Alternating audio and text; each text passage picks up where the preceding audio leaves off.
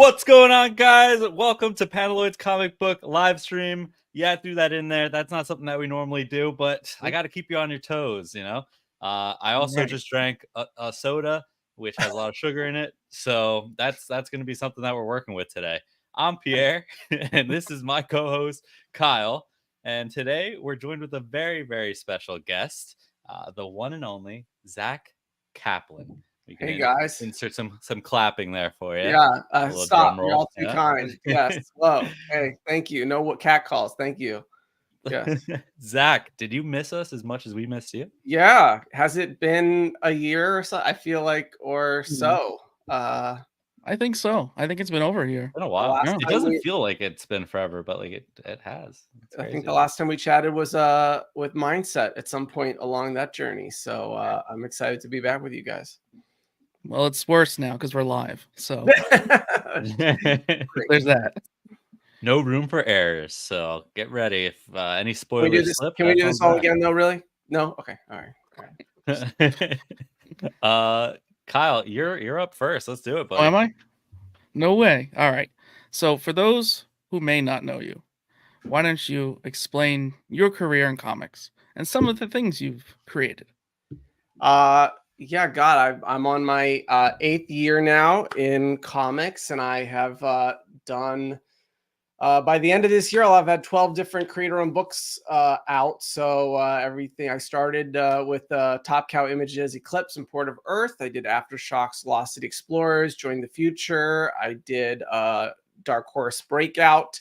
Vault Comics Mindset, another Image Top Cow book called Metal Society, and Scout Comics Forever Forward. And then this year I have Beyond Real with Vault Comics, and a couple more coming up with Dark Horse Kill All Immortals and the Midnight Shadows. And everything is, if no one has read any of my stuff or heard of me at all, it's all science fiction, but different tones and veins of sci-fi, everything from like sci-fi westerns to alien arrivals to mind control. I like to kind of take sci-fi tropes and turn them on their head in maybe modern topical ways and try to write some thought-provoking stories that make us all question what's going on right now in our world. So yeah, that's my comics. Yeah, and you do it well. You definitely do it well. Thanks. So kudos to you on that. What have you been into lately, though, other than just writing, reading? What are you reading? What are you watching? Any video games? Haven't got any video games yet, but not in a while.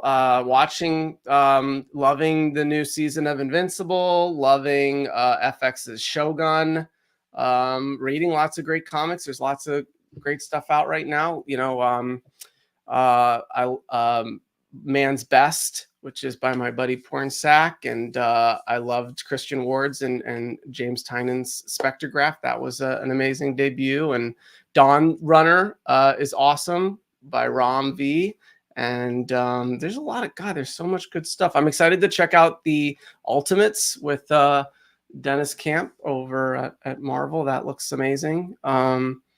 Space Ghost was incredible. I really like that.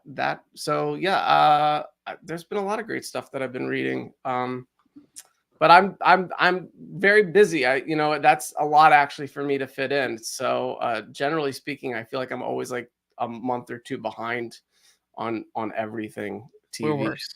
We're way worse, and we don't have an excuse. So yeah. That sounds like you're cramming in a lot, though, in that brief time that you do have. I'm trying. Better than me. Definitely better than me. Invincible and Shogun are the two TV shows that I've gotten a chance to watch. Those are the only two. Did you finish Shogun? Yeah. I did finish Shogun. I was a little disappointed with the ending. I get it, but I wanted a few more swords to be swung than there were. I agree. I like what happened in the ending, but I think you're right. The last couple of penultimate episodes slowed down in a way that made me feel like there had been such taut middle episodes, and some of the conflicts had been so angst driven that you really kind of were on the edge of your seat.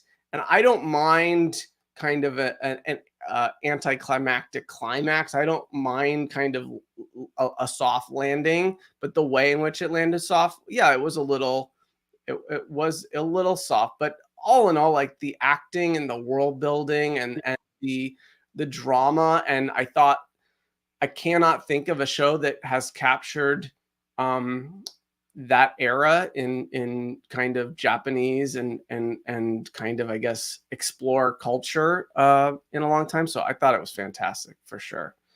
Then when Invisible showed up in there, like that was just really great. That was Right. I feel like the last show that kind of dabbled in that had like zombies in it. You know, I forgot which. I forgot the name of it, but it had like zombies, and it was like either rural Japan or I think it was rural Korea. I don't remember. But it was A while ago. zombies. Zombies, I did yeah, not in see that that time one. frame. It was pretty good. It reminds me a I little. like zombies, so It's Shogun has a little bit of a Peaky Blinders sort of energy in terms of the periodness, and that writer did another one with Tom Hardy called Taboo, which was also kind of Didn't watch that one.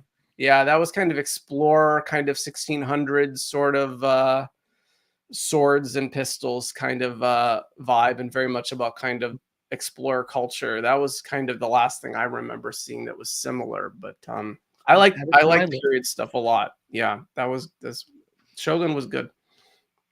well, if I were to suggest anything now that you finished that up, I would move you on to Fallout. So that's all I've been telling everyone to watch. I saw the pilot of Fallout, and it was amazingly done. Although, you know what's so funny? I'm actually been dying to share this observation. It's written by the same writer who did Westworld, and the similarities are really uncanny. Like in both Westworld and Fallout, there is a like mysterious man in black that's kind of a loner introduced in the background, and both involve this kind of wide-eyed idealistic young woman from a town who is trying to cope with the like expectations on her. And so like there are just a lot of similarities, and that was interesting to me. But both, like, Westworld's amazingly done, at least the first season or two, and then Fallout Pilot was great. Fallout Pilot's great. I have not gotten into that one yet, but that's up on my, so I should definitely, that should be the one I go to next for sure. That's the one. It got me into the video game, so now I'm playing the video game. So there you go. Shout out Jenny, my fiance. That's her game. She's actually playing it in the background right now. So she asked me kindly. She's like, "If I stay really quiet, can I stay in the room?" So she's just playing in the back because I don't get distracted. That's great. That's great. But we're not here for that. We're here for you, and we're here for this special book that you put together, Kill All Immortals. That's what I want to dive into first. Yeah. Excellent book. Kyle, I think you can start off the questions here, but yeah, so you first told me in New York, you were like, "Hey, I'm working on this is going to come out," and I was like, "That's a really cool concept." So I was excited, but you just like exceeded expectations with the first issue, like truly, like can't say that, like exceeded expectations, because you gave me a nice insight, and then I read it, I'm like, this is more than I thought it was going to be, like way more, especially for a first issue. So great job. Thank you. I think I haven't read everything of yours. I'm close. Not all 12. I think I'm on like 8. I have a few more. Fair enough. But so far, issue 1, I think this is going to be my favorite so far. So thank you. What really got me though was the first opening line. And I've quoted it here. I'm going to have Pierre read it in a dramatic voice because I want to question that line just a little bit. All right. So Pierre? If I may. Time makes you forget things, tricking you into thinking ideals never die. But they do die. It's the sins that are forever. Was that good? Oh, yes, that was very good. Very good. A little close to the mic, but very good. Voiceover agents calling in now. I'm going to clip that for that purpose. So I have a bit of a chicken or the egg question. That line, that first sentence is so strong. did the book come first, the idea of it, the script, or did the line come first and you were like, I'm going to start something with that? That line came very late in the process, actually. Really? Wow. Yes. Okay. So that was Actually, birthed from it. That's yeah, I think I like that better. I think I like it that answer came better. Yeah. very late. I have I've definitely poured a lot of heart and soul uh into the language and into the dialogue of this. I think that the artwork is incredible by Fico Ossio and Thiago Rocha, and we'll talk about that. But definitely made me feel like I needed to have my very best, and so I belabored the opening, and I belabored a lot of kind of um, setting the stage, and Frey, it's a very high concept idea. It's immortal Vikings. Erik the Red and his 4 adult children have discovered immortality, and 1,000 years later, they're like a secession style banking empire. And the only daughter, Frey, is driven to the point where she wants out. And but it's far more than that. I think as readers get into the story of this young woman and kind of her experiences with her family, I'm hoping for kind of a richer, more deeper kind of experience. And so, it needed kind of a framing at the onset that really kind of sets up um, this kind of relationship that she has with kind of ideals and the sins of her family and the sins of time that she's been a part of. Because they are barbaric. they're barbaric, and so yeah, you don't know if she's going to be able to get out or not. And you don't know how it's all going to play out. So I appreciate that you guys felt that opening line. That definitely came later in the process for sure. That's cool. Yeah, no, it definitely hits home, and I think you've done that in all your books. You just have the right words. So obviously, I think that's comes with being a writer, right? So you're doing your job, you're doing it well. So another thing that you do very well here is your pitches. And last Yes. time we were just flabbergasted with how amazing your pitch was for your book. And I'd like for you to just take it over here and give us your pitch. No pressure, no pressure. Yeah. Give us your best pitch. Kill All Immortals is a secession style family drama about immortal Vikings fighting modern day John Wick style. And it follows the only daughter of this 1,000-year-old Viking empire, Frey Asvald, as she is basically deciding she doesn't want any part of her family anymore.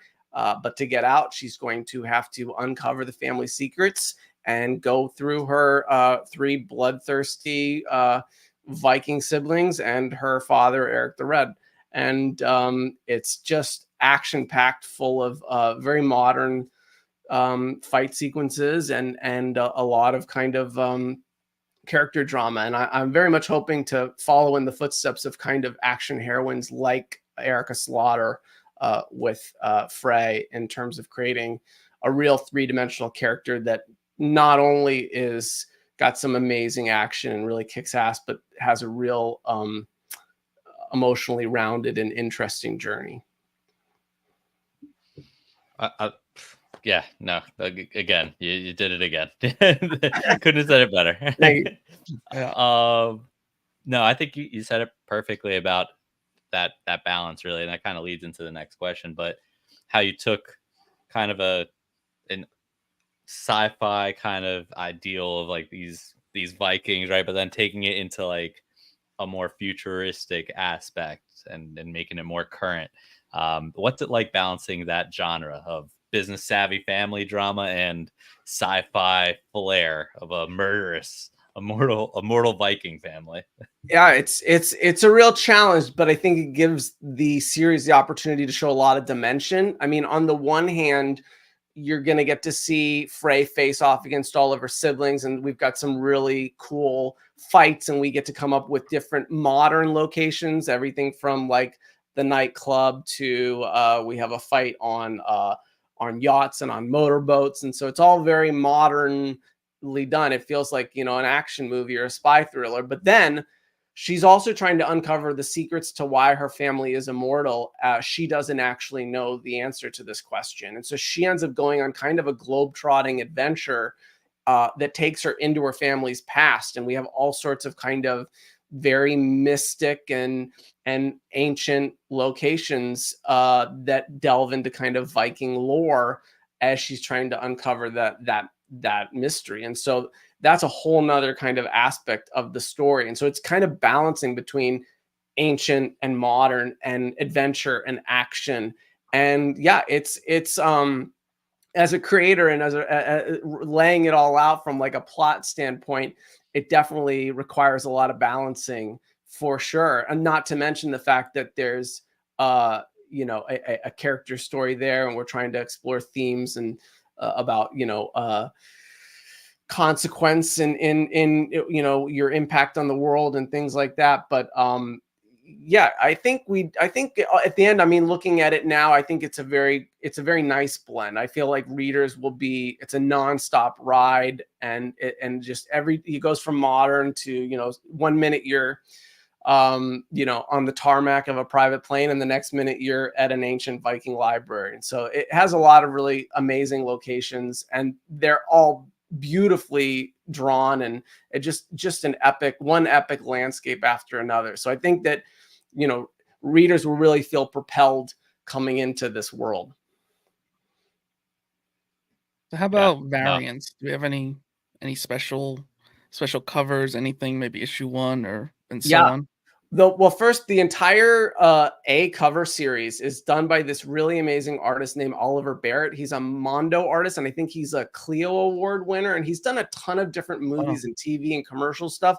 But he did this series, and it's all the characters in these very modern kind of just simple, almost looks like they're off of a fashion magazine or something, you know, and they look really badass. They've all got like their Viking weapons, but they're wearing like Armani suits and stuff.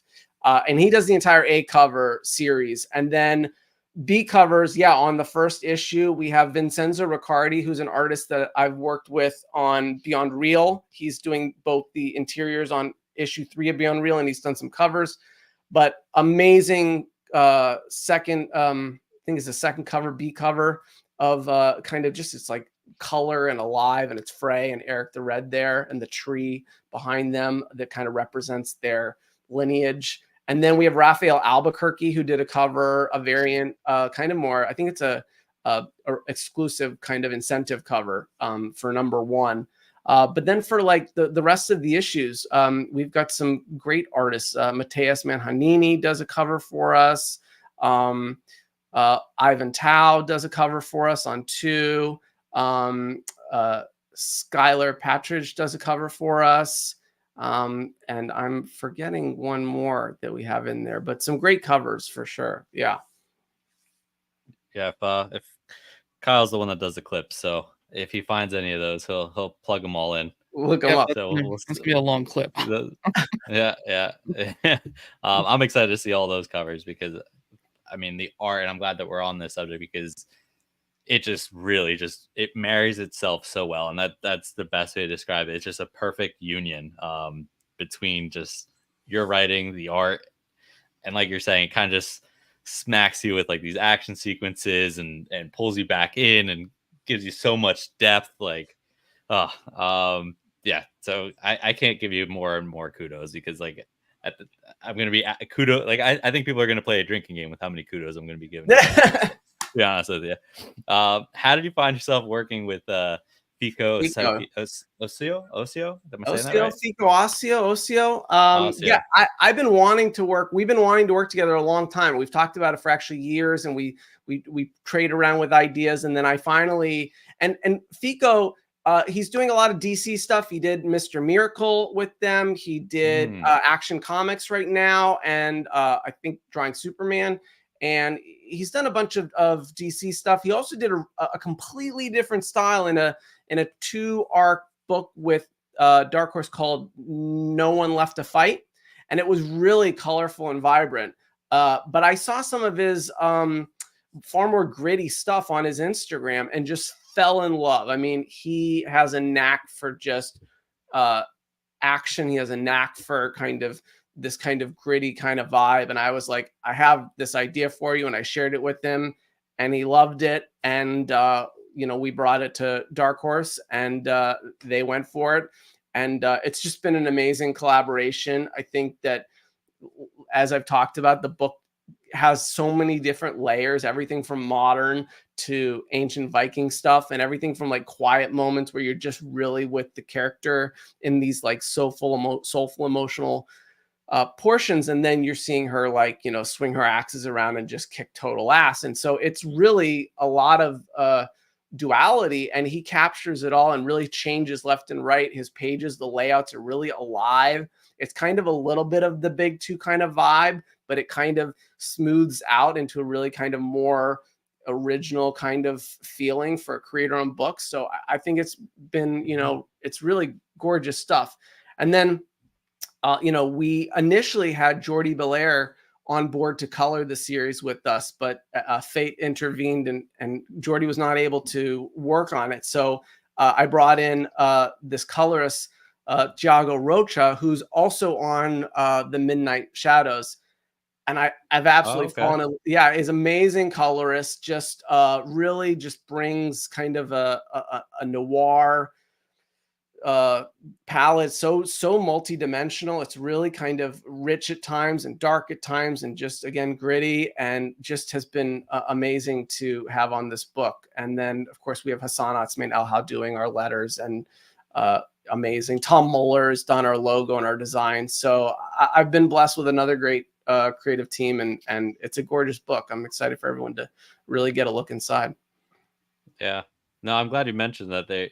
I guess I didn't realize they're the same colors, but now that you say it, I'm like, oh yeah, like you can kind of see that in some ways, but the colors, the book, they're different. I mean, they are different coloring styles completely, and it shows Thiago's versatility for sure, that he's going between like synthwave, cyberpunk, neon, and then he's coming into this, which is like washed out, gritty, modern locations, and then blood's flying everywhere. So it's different styles for sure.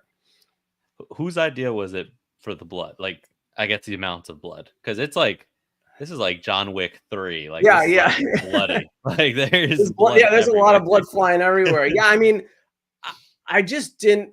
I mean, and this is also really one of my most action series I've ever done. I do a lot of sci-fi, I do a lot of thriller.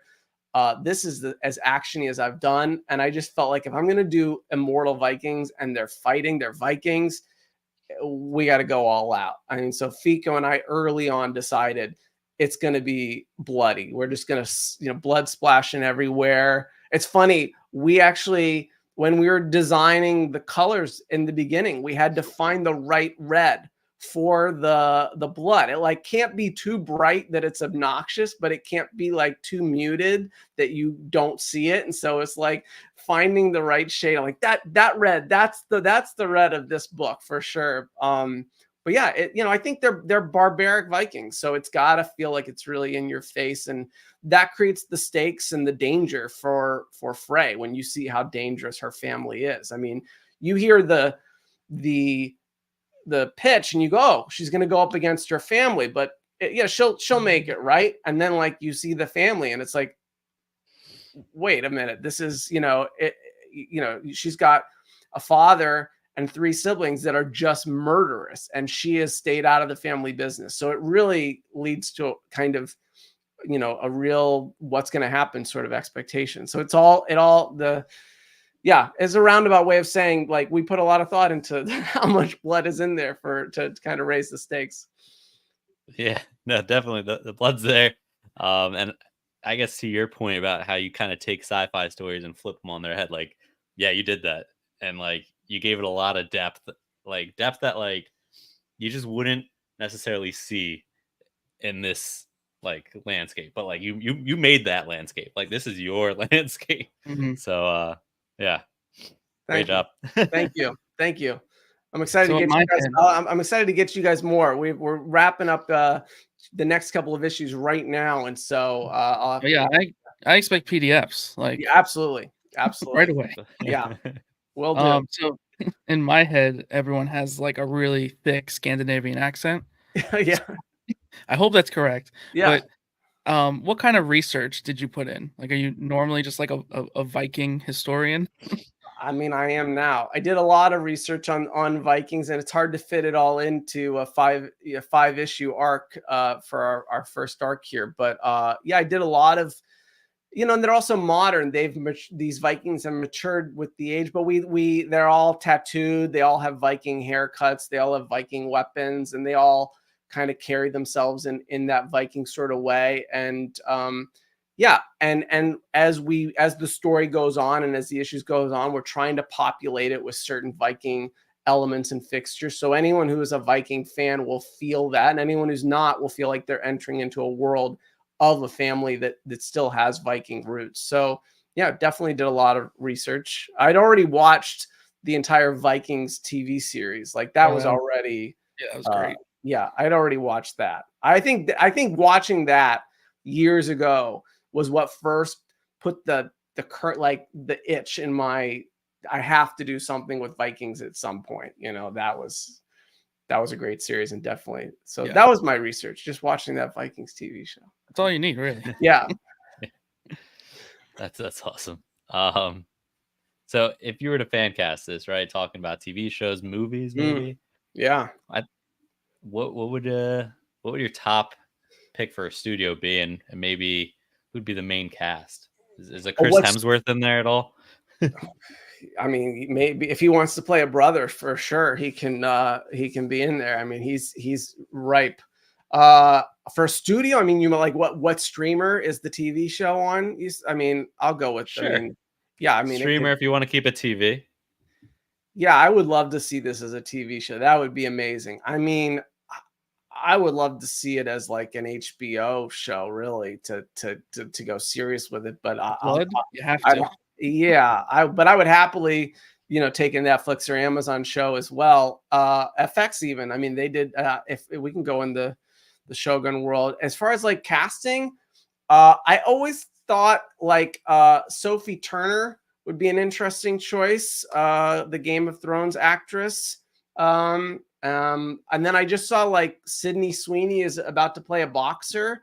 So I don't know if she wants to become an action star. Like I could see her in this. And well, I mean, I think Frey is, though Sophie Turner is a little tall. And I think that I get the impression that Frey is kind of a tall, and she's got model looks and kind of a cold, icy sort of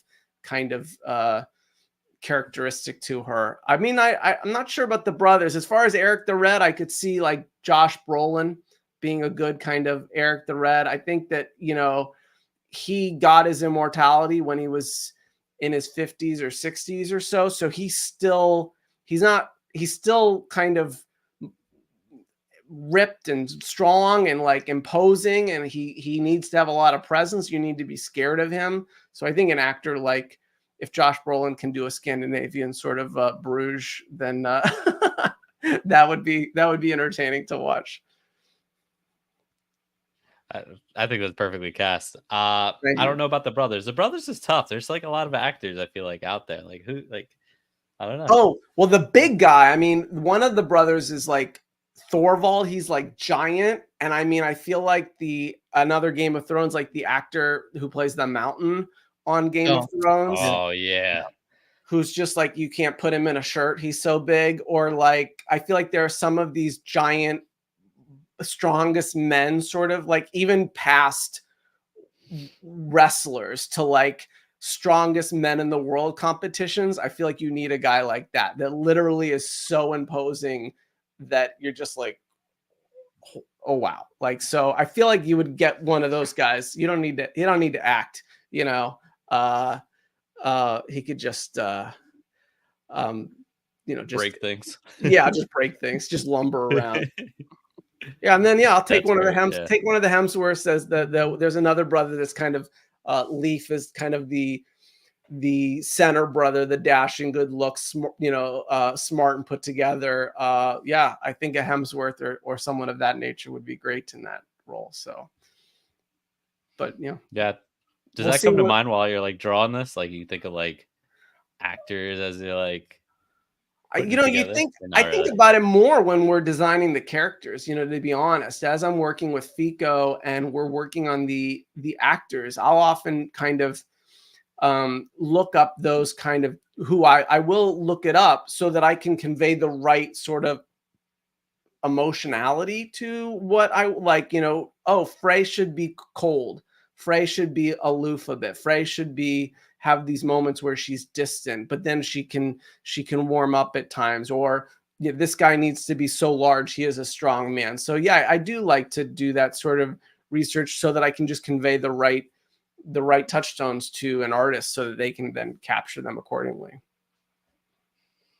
That's pretty fair, yeah. Yeah. So I got a fun one for you. Okay. If you were immortal, how would you live your life? Oh man. Just get some rest, I guess. I don't know.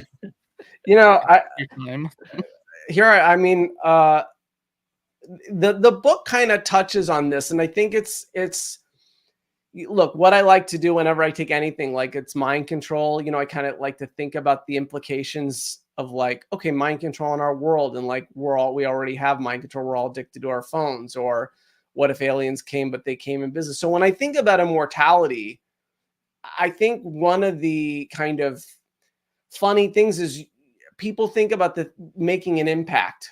You know, I think, oh, if I was immortal, then I be like, once you get all the billions and you get the houses and you get all the stuff and like you have everything you want, then it becomes more about your legacy, your impact on the world, like what you're going to do. What are you going to do of consequence if you have immortality? And I think the question is, can that even be achieved? If you had all the time in the world, could you really even change the world, or is it too beyond you? And so I think that I almost don't know that all the time in the world could have any value, more value than the time we already have. I feel pessimistic about it. And so I think because I'm pessimistic, if I was immortal, I think I'd be pretty depressed about it.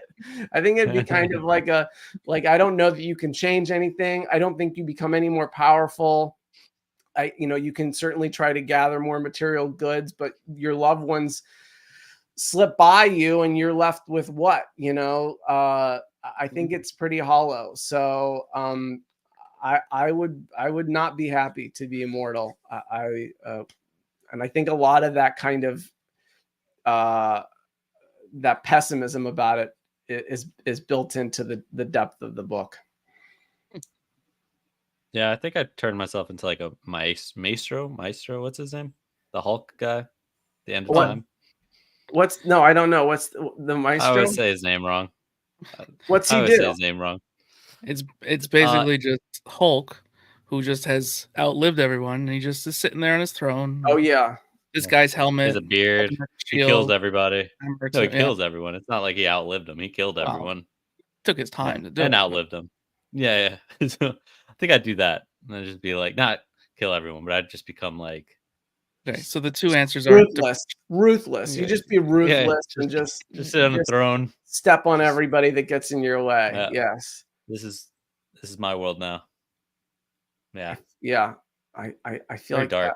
I feel like both dark answers, honestly. Yeah, that would not fulfill me. I would feel too guilty about that. I would let you. I wouldn't stop you. Would just be like, go ahead, you can.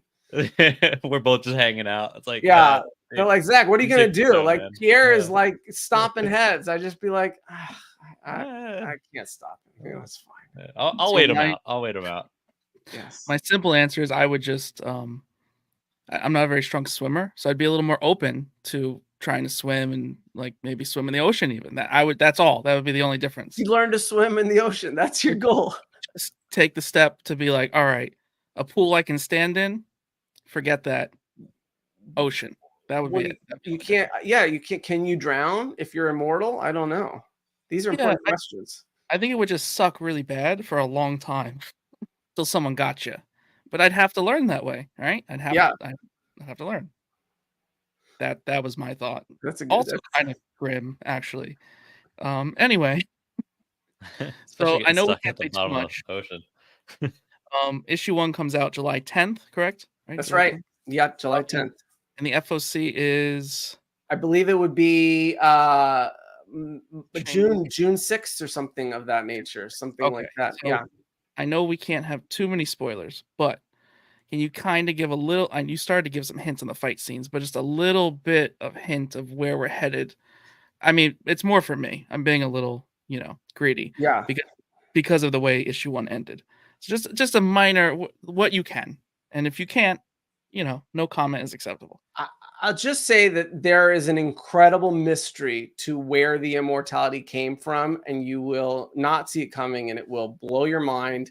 And yeah, and it happens relatively soon in the series. So Okay. I will leave it at that. I'll take that. That is an acceptable response. Good. For my PDF that I will get in the email format. Soon. Yes. Soon. Yes.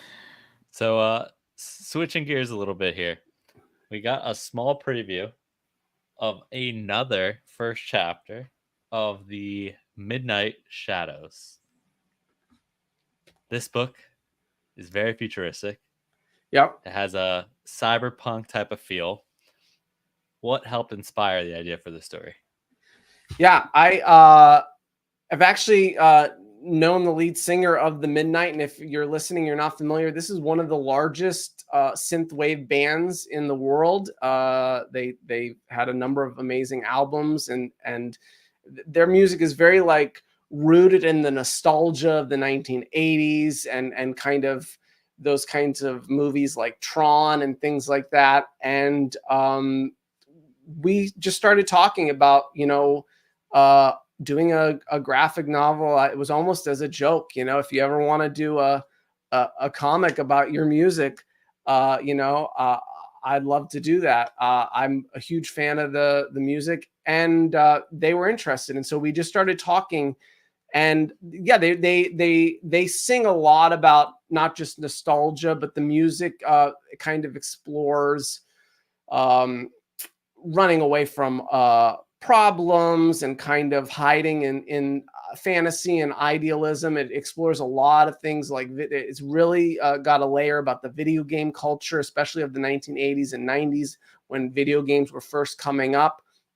And it just kind of took all of this, and what came out was this graphic novel that we brought to Dark Horse, and it comes out in October, and it's kind of like a synthwave Peter Pan into cyberpunk Neverland, and it's just it's beautiful art, and it's just been a real joy to work on. I'm really proud of the series, and I cannot wait for both fans of the Midnight or newcomers, people, if you just read comics and you love my work, one of the great things about this series is it's a completely original story, and it's only inspired by the music, but it is very much something you can read and enjoy without any knowledge of the band or their musicography.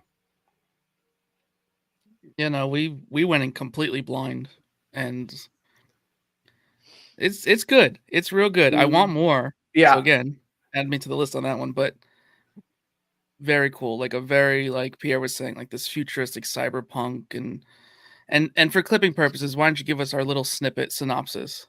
Yeah. Just be so good at it. Yeah, the Dark Horse, my new Dark Horse book, The Midnight Shadows, is about this 20-something young man, and he's on the precipice of fatherhood. And as he's kind of cleaning out his house, he discovers his favorite childhood game, The Midnight. And as he's trying to fix this game, he ends up being sucked into the game, only to discover when he arrives there, they tell him that you are actually the hero of this game and you have been missing. And he doesn't know which world is real and which world is imaginary. And we go along this amazing ride as he tries to figure out not just how to find a way home, but who he really is. Again, does it so good. Yeah, it's so cool. Effortless. Like I don't know what else to say. It's so cool. It's so effortless. You actually have me very interested on finding out more about this Midnight band. be honest with you. You should listen to them. They're amazing. They're amazing. Yeah. I mean, they've got 1 million, listeners on Spotify, and they're really an incredible band. And I feel like I have to listen to them while I read this book. Like, you could. Does that work? Is it a nice pairing?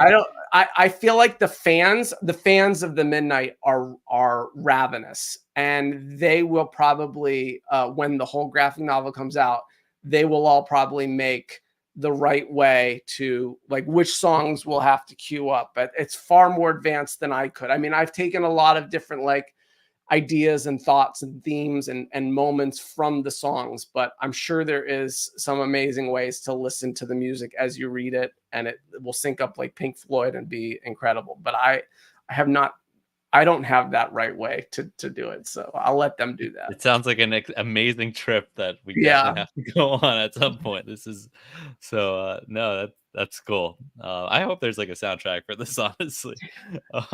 Well, there actually, I think that not only that, there is some new music coming from the band, and the idea is that it will, hopefully sync up with, or at least it's so. I mean, we've done a graphic novel inspired by the music, and then I think there will be music that is inspired by the graphic novel. So the cycle continues. Like wine and cheese is a beautiful pair. Yeah, I love it. Yeah. I guess what. Other than that, I mean, that's unique enough, but what makes this more unique? What separates it from that whole video game, sucked into a video game genre, I guess? I don't know really how else to put it, Yeah, I mean, the first thing that comes to mind is very Tron, and I think that's not by accident that you kind of go, but I think the difference here is we don't know what's real and what's not. And we meet him, he's a mechanic.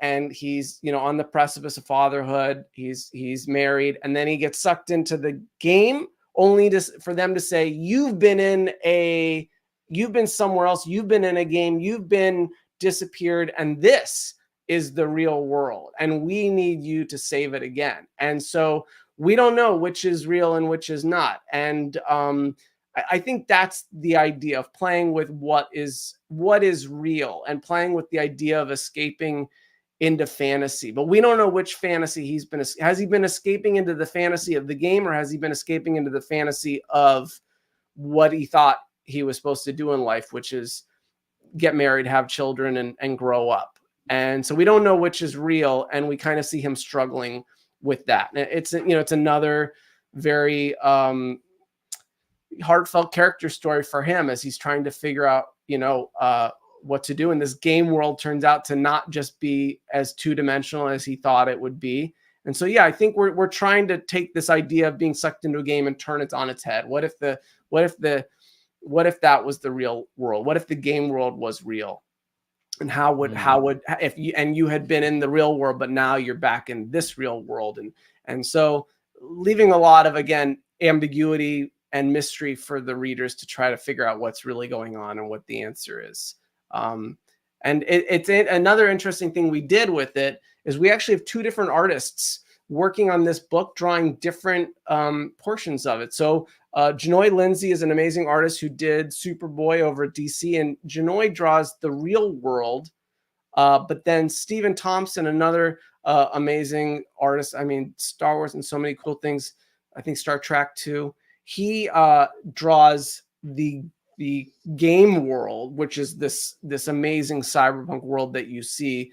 Thiago Roca colors both worlds, but completely different coloring styles.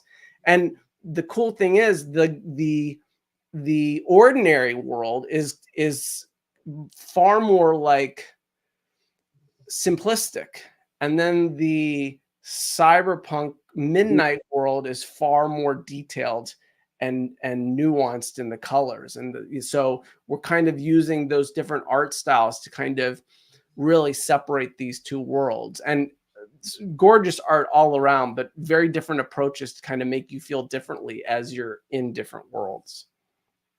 I feel like you do that so well in like all of your books. Like really, like almost like marinating with your with your artists and like working together and making this thing like so many different levels to it. Like oh yeah, this and then and then just I even the like writing. to. Like Yeah, you know, it's funny. I was just saying to a new artist that like I was kind of warning them, like I like to put a lot of thought into things, and I don't like to go with the first thing that we come up with, and I like to find meaning in things more than just entertainment. And so yeah, I do like at any point I like to like go, but why are we doing this and how else could we do it? I'm overly thoughtful, but it ends up getting a lot of happy accidents and discoveries that come out like this. So it's really cool. Yeah. yeah, no, I think when you push past that, like whatever that first layer, it's like opening Yeah. so much more, I guess. But it, like I said, doing it very, very well. Thank you. I don't Yeah. know. Yeah. Well, I mean, again, some people have seen maybe snippets of what I posted online, but the artwork in this book is really exceptional. I mean, asking Stephen to draw this. I mean, I think in the first issue that you read, all you really get a glimpse of is this post-apocalyptic mall, which is an amazing location. It's got tons of detail. But yeah, later on we get to see this really amazing city, the sci-fi city, and this car that is kind of his kind of Knight Rider car that like flies and talks to him, and it's incredible. And yeah, it's an ambitious, visually stunning feast, and just amazing art. So yeah, very excited for people to check it out. To touch on that a little bit, I mean, if you really take that first issue and you think about the life he left behind, potentially or not, you don't know, but it's just that could be, I don't know, like that's kind of screwed up, that life that he left behind if he's gone for it's a good book. It's good, guys. You got to check it out. It's especially talking about it now and like me missing all these things and how deep it really is. It's like, oh. Yeah, the other thing that's interesting is it's kind of hinted at that he came to the game. He once came to the Midnight Game world when he was younger. So I imagine he was a 10-year-old, 12-year-old, 13-year-old boy playing this game, and the character in the game was a boy. It was like a 12 or 13-year-old boy. And so then he doesn't ever beat the game. He just disappears into adolescence and eventually adulthood. And when he comes back, he's an adult. And so they're all like, you are the boy from before, but you're different. And we need you to finish what you never started. And it just, for me, I used to play so many video games, you know, growing up as like a young teenager, and I think you view those games through this young lens, and then when you get older, you think back to those games. I mean, I think back to things like Zelda and stuff like that with completely different, perspective. And so it's just it's an interesting layered experience to think about games at different points, video games at different points in our life and stuff like that. So we had a lot of fun kind of exploring all that. Emulators are back, people, if you want to download Zelda on your phone. I just want to put that out there.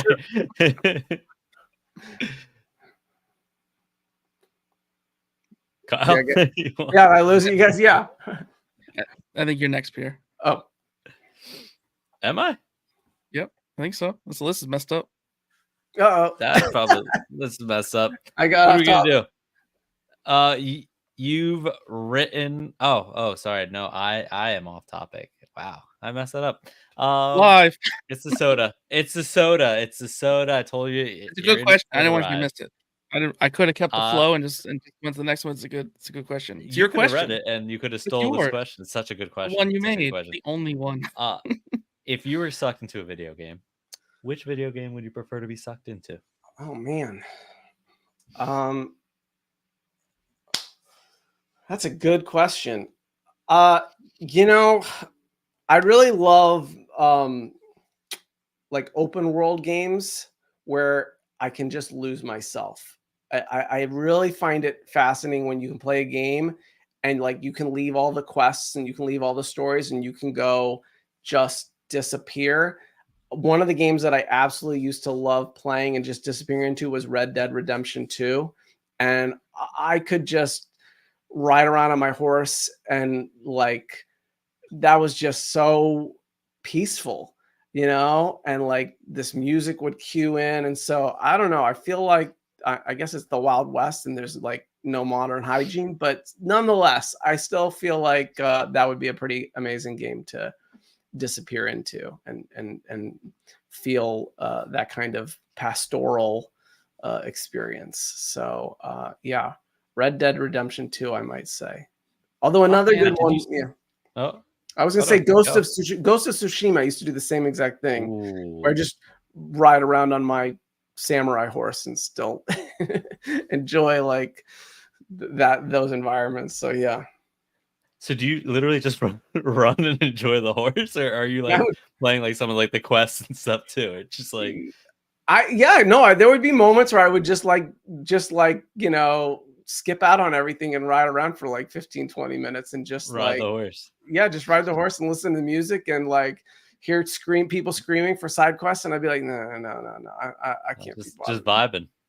Just enjoying the experience of like just how beautiful it is, and yeah, just like yeah.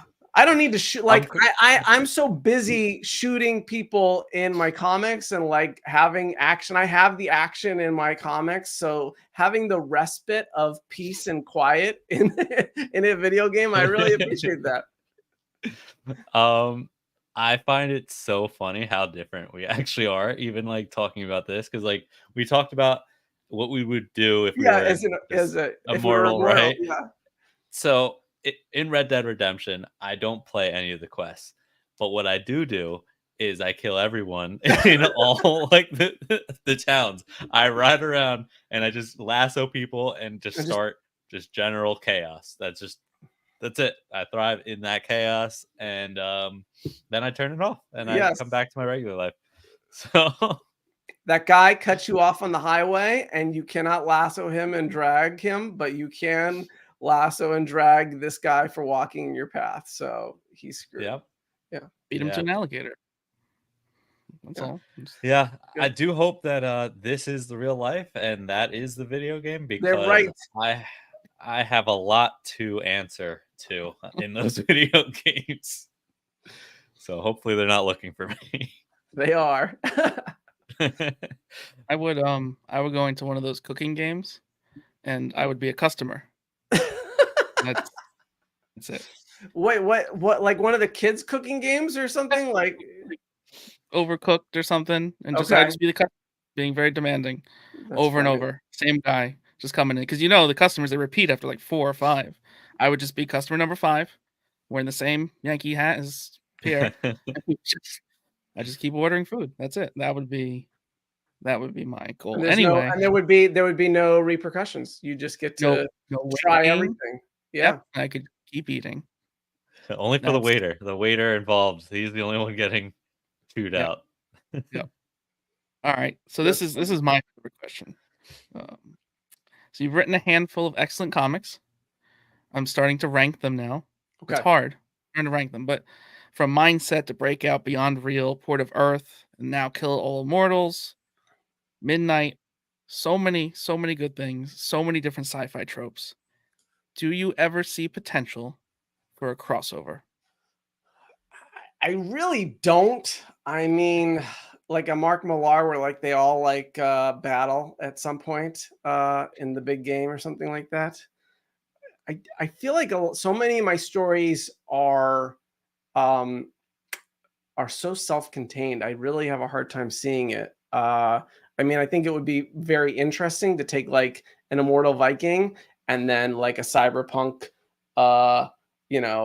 Nighthawk action warrior and like put them together. That would be an interesting series for sure. But I know I can't really perceive of combining anything that.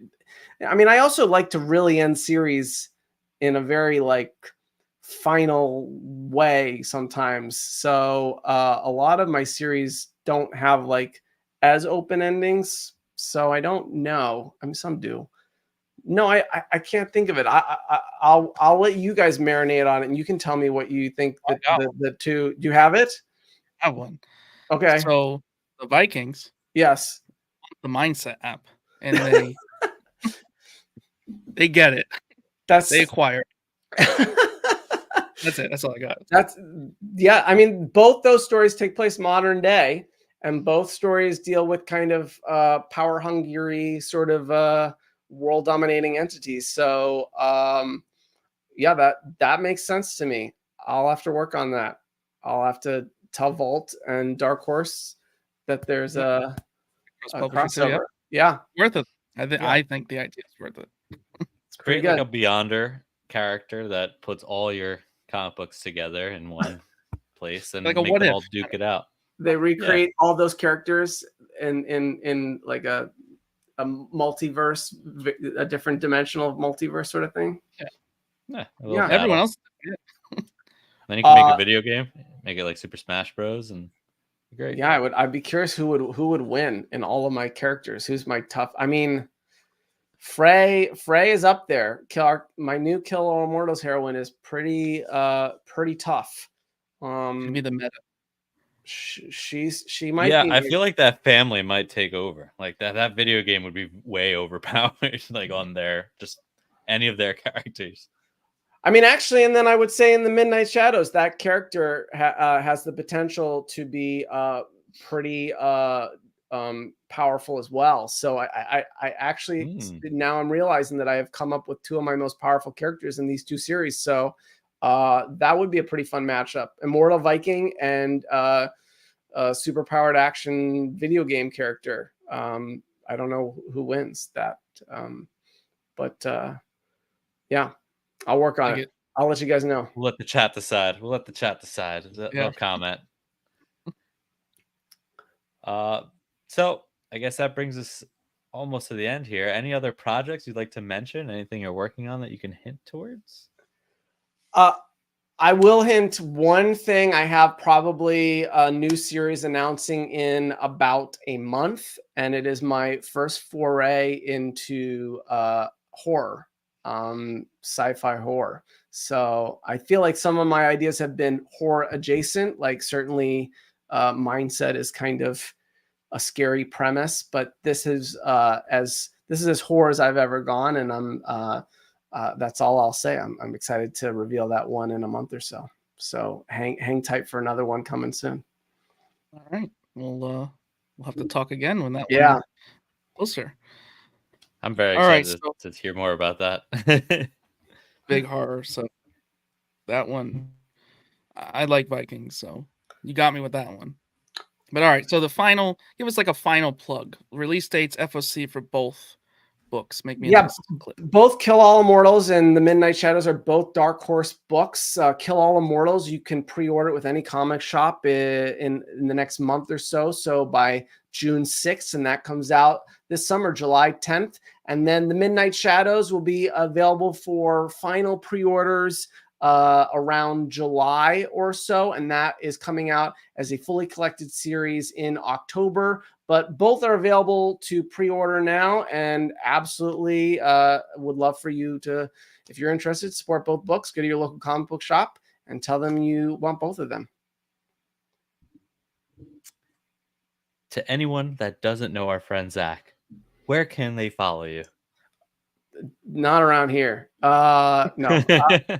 You can follow me online. I'm on all the places at Zack Caps. I'm on Twitter, Facebook, Instagram, Threads, and Blue Sky, I guess, a little bit. And yeah, come find me. Ask me questions about the books if you have any. I'm around. And yeah, thanks for having me, guys. Oh, of course. I cannot recommend any for you have to buy them both. Thank you. Anyone who's they're so good. They're so good. Every time I read something, it's like you just keep outdoing the last one, and it's hard to do because they're just smart. Like that's the way I describe it to anyone. Like they're just so smart. Like that's what I got. All right, Pierre, give us a fancy outro. Well, that's our show, guys. Thanks for everyone for hanging out. If you missed any of this live stream, you can always watch it on our YouTube channel or listen to the audio version on your favorite podcast app. That's right, we're back on audio. Next week, we have our number one, Fanaloid John, on for yet another trivia night. Week after that, more board games potentially? Question mark. And we're playing Pictionary with artist Ben Hennessy. Which Zach, you might want to check that one out because Ben might be someone we want to connect you with. I don't know. Okay. Anyways, subscribe, follow, and thank you again, Zack Kaplan. Kyle, killed alive.